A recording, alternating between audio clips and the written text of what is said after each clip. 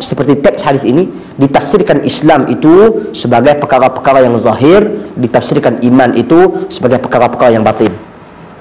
Yang ni kaedah Syekh bin Utsaimin mengulas benda ni, dan ulama-ulama yang lain pun mengulas. Dia kata idza jitama'a iftaraqa wa idza iftaraqa ijtama'a. Apabila terhimpun kedua-duanya, maka dia membawa pengertian yang berbeza. Bila ia terasing, maka dia membawa pengertian yang sama. Maknanya perkataan Islam dan iman kalau duduk dalam satu teks, beza maksud dia. Tapi kalau dia terpisah, contoh ya ayyuhalladzina amanu, ya ayyuhalladzina amanu in ja'akum fasiqun binaba'in fatabayyanu, wa orang-orang yang beriman, sekiranya datang kepada kamu orang fasik menyampaikan berita, maka tabayyun dulu, periksa teliti dulu. Jadi di situ wahai orang-orang yang beriman merangkumi Islam. Tapi kalau terasing, al-muslimuna wal muslimat wal mu'minuna wal mu'minat, orang Islam lelaki dan orang Islam perempuan, orang mukmin lelaki dan mukmin perempuan, ia membawa pengertian yang berbeza. Islam merujuk kepada amalan zahir, iman merujuk kepada amalan batin. Sesuai dalam hadis ini, bila sebut tentang Islam, dia pergi kepada syahadah, persaksian yang jelas, tidak ada Tuhan yang berhak disembah dengan benar melainkan Allah Subhanahu wa taala, dan Muhammad itu pensuruh Allah Subhanahu wa taala.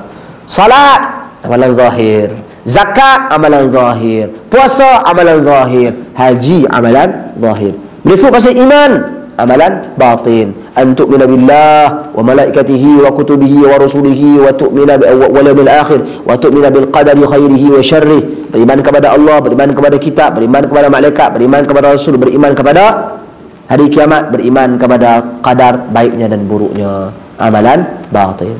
Itu maksudnya. Kemudian yang kelima, al-bad'u bil ahammi fal aham. Mula benda yang paling penting. Dalam kita nak berdakwah, kita kena seru kepada perkara yang paling penting.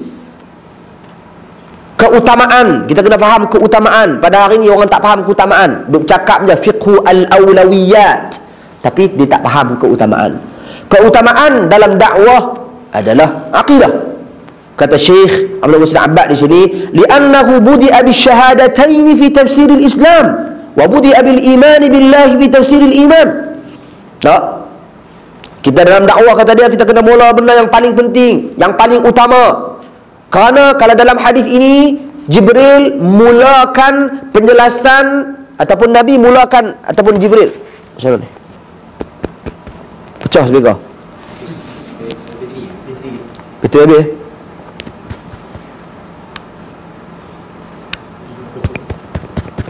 Mana kebun?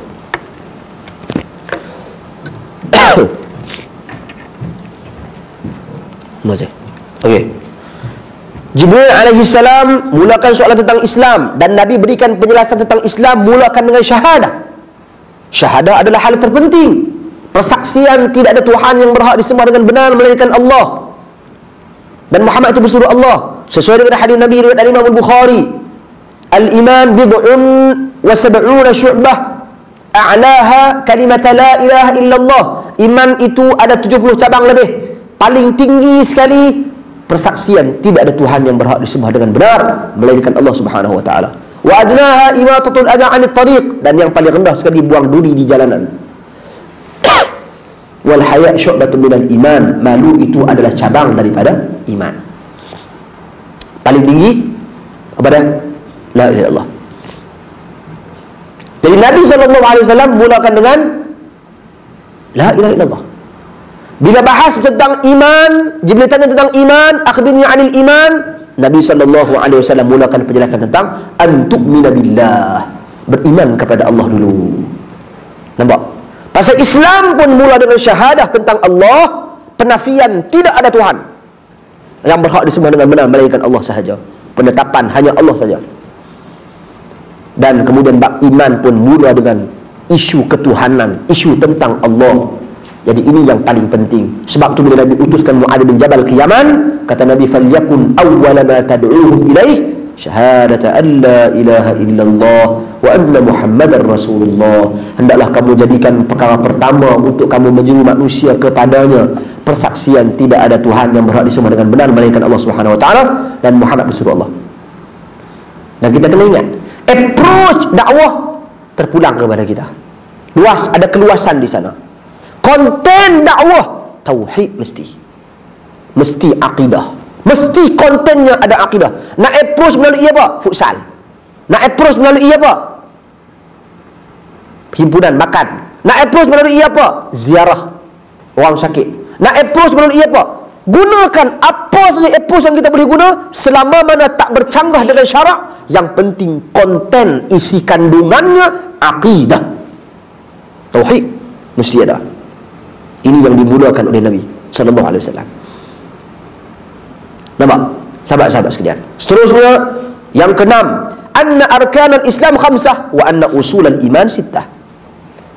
Dalam hadis ini menggambarkan kepada kita rukun Islam ada 5 perkara, rukun iman ada 6 perkara. Apa itu rukun Islam? Syahadah, persaksian tidak ada Tuhan yang berhak disembah dengan benar melainkan Allah Subhanahu wa taala dan Muhammad itu pesuruh Allah. Kedua salat, ketiga zakat, keempat puasa, kelima haji, 5. Apa itu rukun iman yang 6? Beriman kepada Allah, beriman kepada Alkitab, beriman kepada malaikat, beriman kepada Rasul, beriman kepada hari akhirat, dan beriman kepada qada dan qadar, baik dan buruknya. Kemudian yang ketujuh, annal imana bi usulil imani as-sittah min jumlatil imani bil ghaib. Sesungguhnya beriman kepada rukun iman yang 6 itu umumnya adalah beriman kepada benda ghaib. Tentang Allah ghaib, tentang kitab, tentang malaikat ghaib, tentang para rasul yang telah lalu ghaib, tentang hari kiamat, hari akhirat ghaib, tentang qada dan qadar juga ghaib.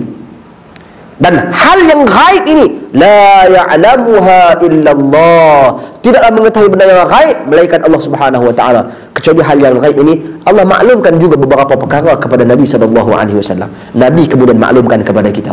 Jadi sebab tu untuk tentang hari akhirat, tentang Imam Mahdi, tentang Dajjal, kita tak boleh ulah sesuka hati. Kita kena jadi literal, bergantung penuh kepada hadis-hadis Nabi SAW dan ayat Al-Quran yang ada. Kalau mai hadis Dajjal, duk kata Dajjal tu bukan Dajjal, no, Dajjal tu Israel, Dajjal tu Yahudi, itu kita telah melakukan pentakwilan dan penafian terhadap teks hadis. Sebab benda ni benda ghaib,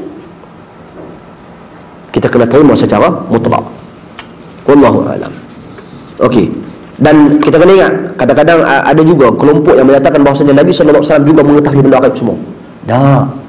Nabi tak tahu semua benda gaib. Nabi tahu apa yang Allah maklumkan kepada Nabi. Jibril pun tak tahu semua benda gaib. Jibril tahu apa yang Allah maklumkan kepada Nabi SAW. Masuk tu. Timing mana ni? Okey. Sahabat-sahabat yang dikasihi dan dirahmati Allah Subhanahu wa taala sekalian. Masuk dalam waktu zuhur sini kan? Okey. Saya kita berhenti. Lepas habis ni saya kira boleh ambil satu hadis lagi. Pasal pendek ya hadis ni. Jadi sahabat-sahabat sekalian, Jibril pun tak tahu. Bukti dia apa? Kan dalam hadis tadi bila Jibril tanya Nabi, "Akhbirni 'anis sa'ah." Akhbirni mata sa'ah. Bagi tahu kepadaku tentang bila berlakunya hari kiamat. Yang dia kata gitu kan, Fa'akhbirni 'anis sa'ah. Bagi tahu kepadaku tentang kiamat, minta maaf, tentang kiamat. Apa kata Nabi? Mal mas'ulu anha bi'alam minas sa'il. Jibril habaq kat sini, Nabi SAW bagi tahu kepada sini, orang yang bertanya ni tak lebih tahu daripada orang yang ditanya. Maksudnya kita dua-dua ni tak lebih tahu pun. Tak tahu pun. Nampak tuan-tuan dan puan sekalian? Maknanya Jibril sendiri walaupun dia malaikat, ada benda yang Allah Subhanahu wa taala tak maklumkan kepada dia. Ada benda yang Allah Subhanahu wa taala sembunyikan dalam ilmu ghaib yang Allah Maha mengetahui segala-galanya. Sebab tu bila kita kata wa huwa bi kulli syai'in alim, Allah tahu semua perkara. Pada dunia ghaib, zahir dan sebagainya. Berbeza dengan makhluk. Makhluk ada had dan batasan. Kemudian bayanut tafawuti bainal Islam wal iman wal ihsan, menjelaskan tentang hubung kait antara Islam, iman dan ihsan. Kesemuanya ada hubung kait. Mana mungkin orang itu mempraktikkan Islam tapi tak beriman. Mana mungkin orang itu beriman tapi tidak bersikap ihsan. Ihsan itu apa kata Nabi sallallahu alaihi wasallam? An ta'budallaha ka'annaka tarah fa in lam takun tarah fa innahu yarak. kamu beramal, beribadat kepada Allah seperti mana kamu merasakan Allah melihat kamu, seperti mana kamu melihat Allah. Jika kamu tidak melihat Allah, Allah melihat kamu. Maksudnya diterapkan konsep Islam dan iman. Beramal apa? Beramal amalan zahir Islam tadi. Lepas tu kita nak percaya Allah Subhanahu Wa Taala lihat kita. Konsep iman yang kita faham, konsep tauhid. Beriman kepada Allah Subhanahu Wa Taala, bagaimana caranya? Melalui uluhiyahnya, melalui rububiyahnya, melalui al-asma' was sifat. Apa itu uluhiyah? Uluhiyah tu apa? Ambil ta'rif Syekh Ibn Utsaimin bagi mudah. Bila kata tauhid al-uluhiyah, maksud dia ifradullah fil ibadah, mengesahkan Allah pada ibadat. Rububiyah apa? Ifradullah bi af'alihi, mengesahkan Allah pada setiap perbuatannya. Perbuatan Allah tu banyak, menciptakan, mematikan, menghidupkan, menurunkan hujan.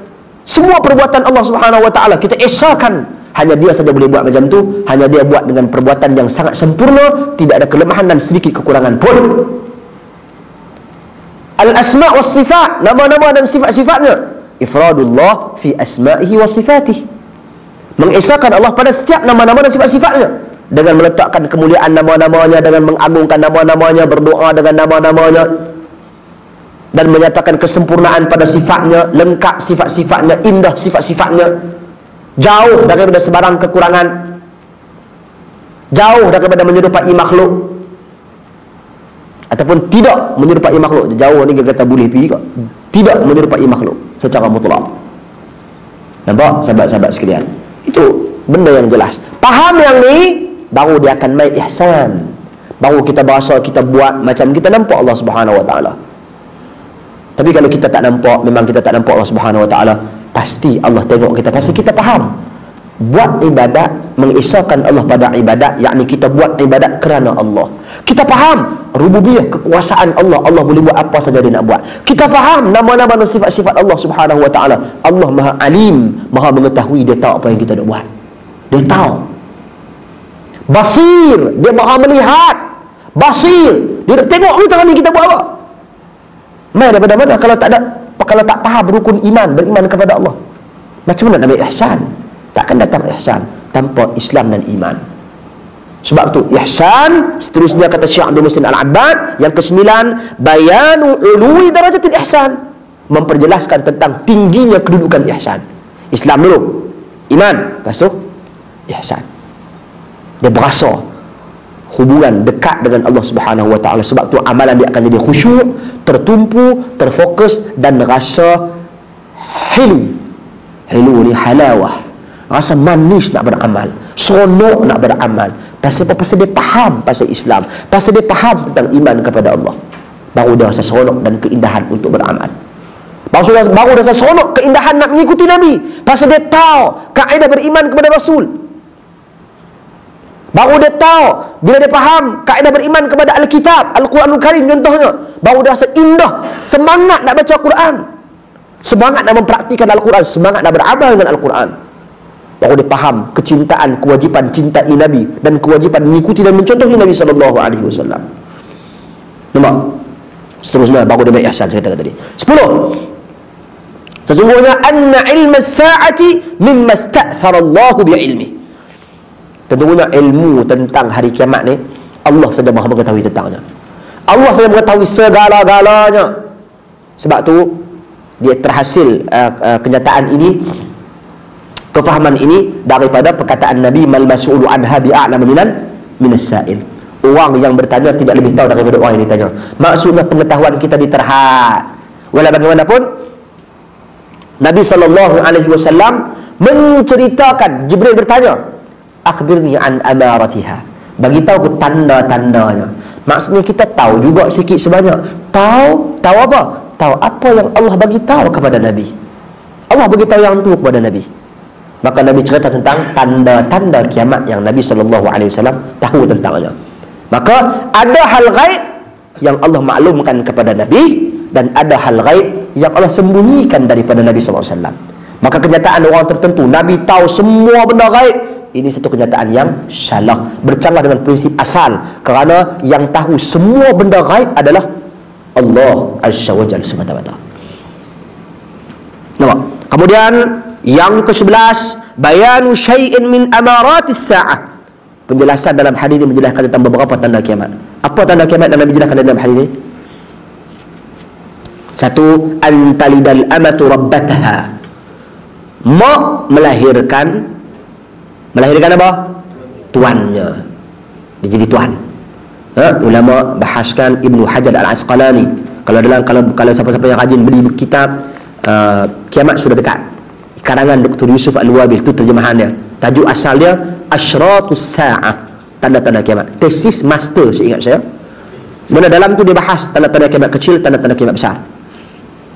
Antara tanda-tanda kiamat kecil dia bahaskan hadis ini.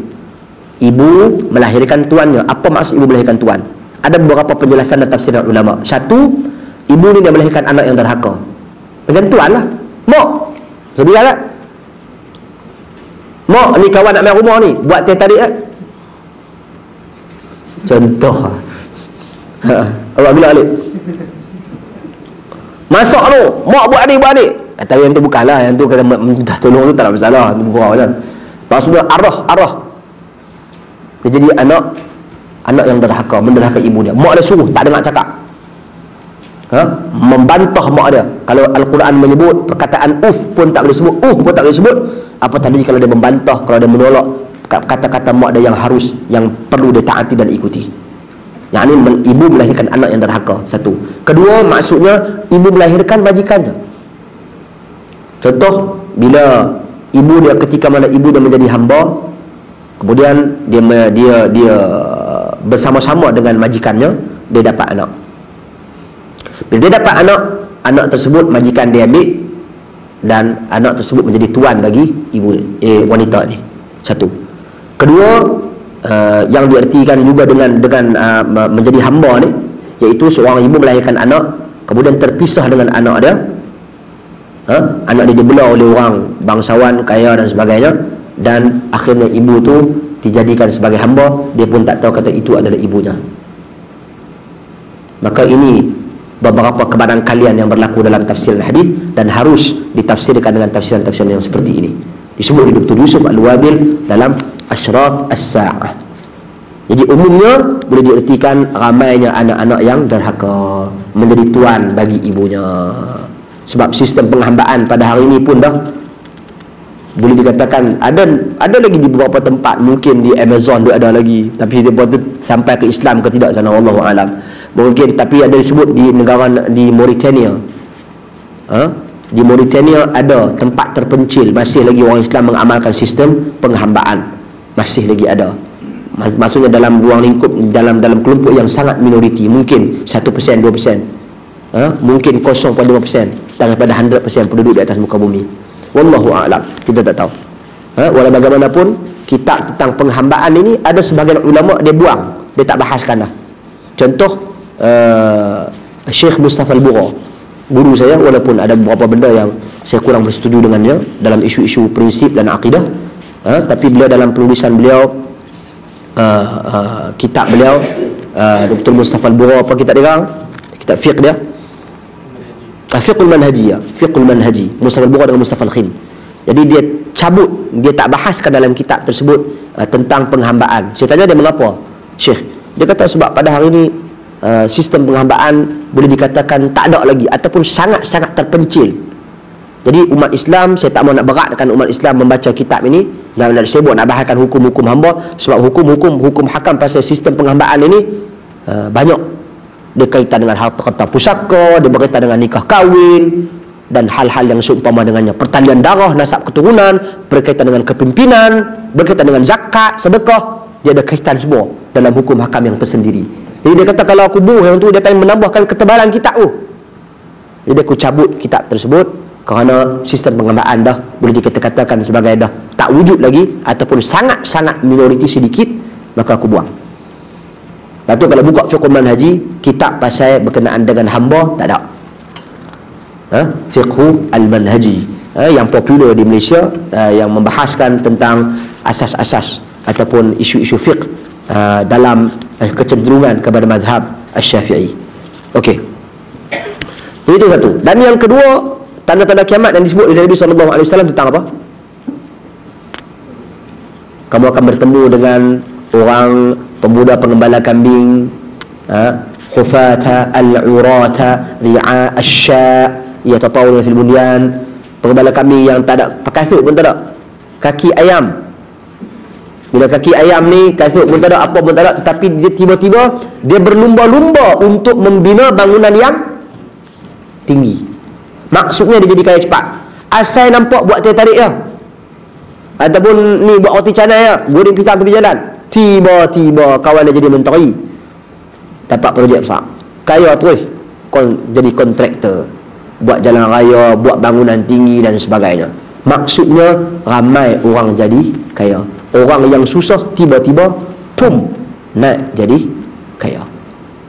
Jadi itu yang berlaku. Berlaku atau tidak ini? Berlaku. Itu dia di antara tanda-tanda kiamat yang Nabi sebut. Walau bagaimanapun terdapat di sana banyak lagi tanda-tanda kiamat yang lain yang kita katakan dalam hadis-hadis yang pelbagai. Antaranya hadis bila bercakap tentang amanah contohnya. Nabi kata idza duyya'atil amanah fantadhiris sa'ah. Bila amanah itu hilang, tak dipelihara, tak dijaga, maka nantikanlah hari kiamat. Sahabat bertanya, kaifa ida'atuha? Macam mana hilangnya amanah itu? Kata Nabi, idza wusidal amr ila ghairi ahlihi. Bila sesuatu urusan itu diberikan kepada tangan orang yang tidak ada kelayakan untuk mengurusnya. Nantikan kiamat. Tanda-tanda kiamat contohnya. Dan banyak lagi hadis tentang tanda kiamat. Nah, kalau menarik, belikan buku yang saya katakan tadi, ensiklopedia ataupun kiamat sudah dekat, karangan Dr. Yusuf Al-Wabil dalam bahasa Indonesia, Endon, cetakan pustaka Ibnu Kathir. Wallahu a'lam. Seterusnya, qaulul mas'ul lima la ya'lam Allahu a'lam. Yang terakhir, yang ke-12, iaitu orang yang ditanya itu kalau dia tak tahu sunnah dia sebut Allahu a'lam. Tapi kenapa Umar dalam hadis ini menyebut, Nabi tanya dia kan, atadri manis sa'il, hang tahukah siapa yang bertanya tadi? Umar kata apa? Allah wa rasuluhu a'lam. Allah dan Rasulnya lebih tahu. Kenapa Umar kata Allah wa rasuluhu a'lam? Ini mengetahui. Kenapa Umar tak kata Allahu a'lam saja? Sebab Nabi SAW tanya. Sebab Nabi SAW masih ada, masih hidup. Kita tak boleh kita kata, weh, kawan hang di mana? Allah wa rasuluhu a'lam. Itu tak cerdik lah tu. Yang tu kita kena jawab Allahu a'lam, Allah lebih mengetahui.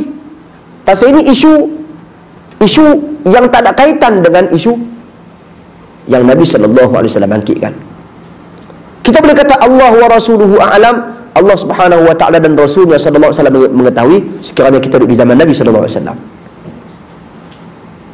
Sahabat di zaman Nabi, sahabat sebut Allah wa rasuluhu a'lam.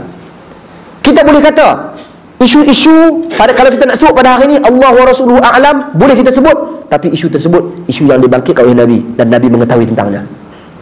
Kalau contoh tanya lepas hari kiamat tu apa berlaku, itu tak dikata Allah wa rasuluhu a'lam. Sebab benda tersebut Nabi sendiri tidak menyatakan Nabi mengetahuinya. Tapi kalau ni pasal hadis ni maksud dia macam mana? Allah wa rasuluhu a'lam. Allah dan Rasulnya lebih mengetahui. Boleh kita nyatakan sedemikian rupa. Ini di antara adab-adab dalam kita nak bercakap. Ini kita kata tak tahu. Cuba sebut tengok Allahu a'lam. Dan dalam keadaan tertentu kesesuaian konteks dan teks dan konteks tu menyebut Allah wa rasuluhu a'lam. Wallahu a'lam. Dan kita ambil lagi satu hadis lagi yang ketiga. Kau nak monti dulu.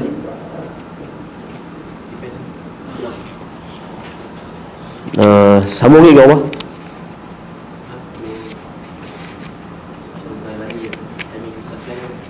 Dah lari dah tadi.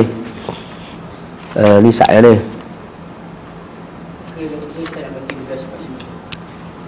Untuk 45. Abu Dawud baca satu hadis. Hadis ni pendek.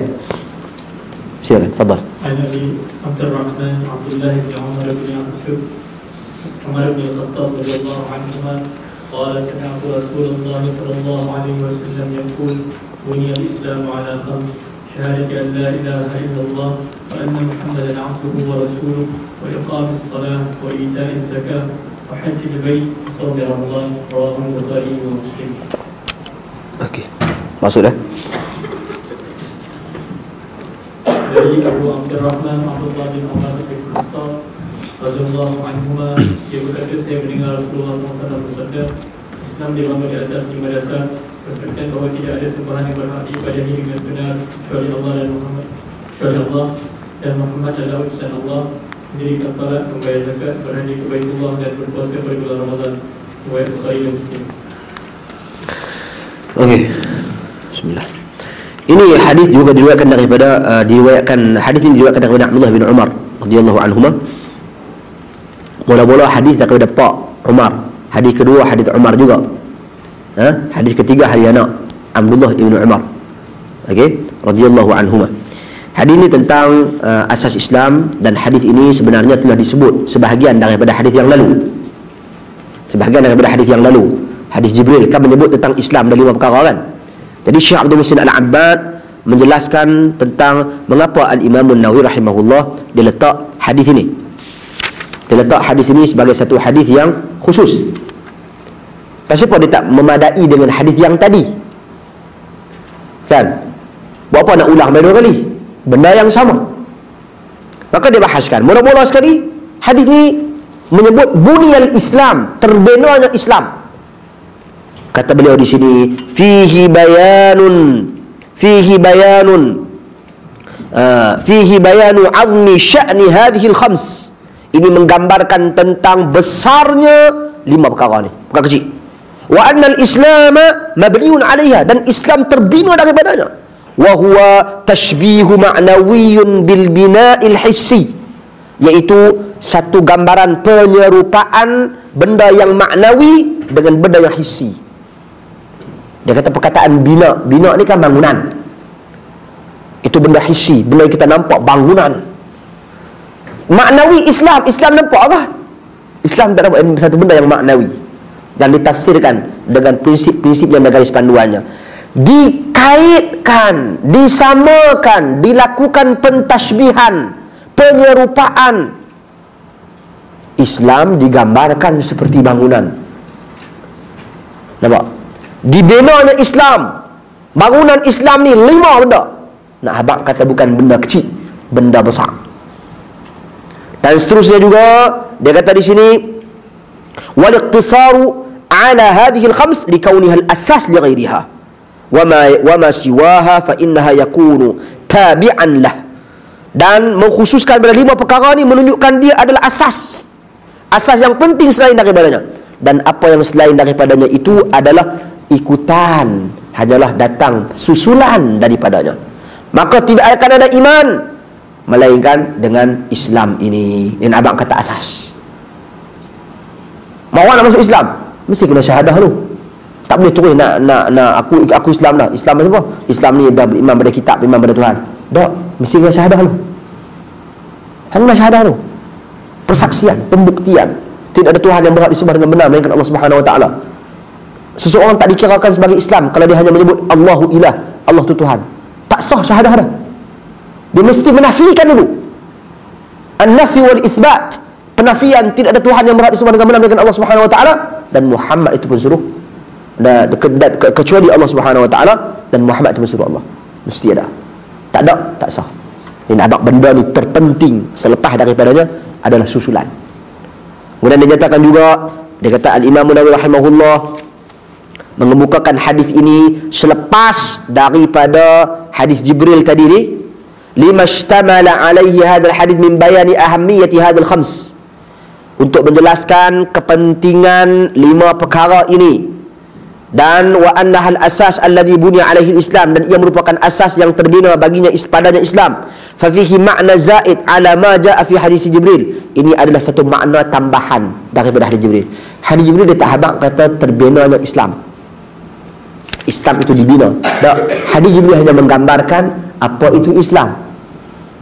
Jadi ini adalah satu penambahan yang baik di dalam hadis ini. Lepas tu Al-Imam Nawawi bawa juga hadis ini, melakukan penjelasan, pengulangan pada hadis ini, walaupun telah ada di dalam hadis Jibril. Wallahu a'lam.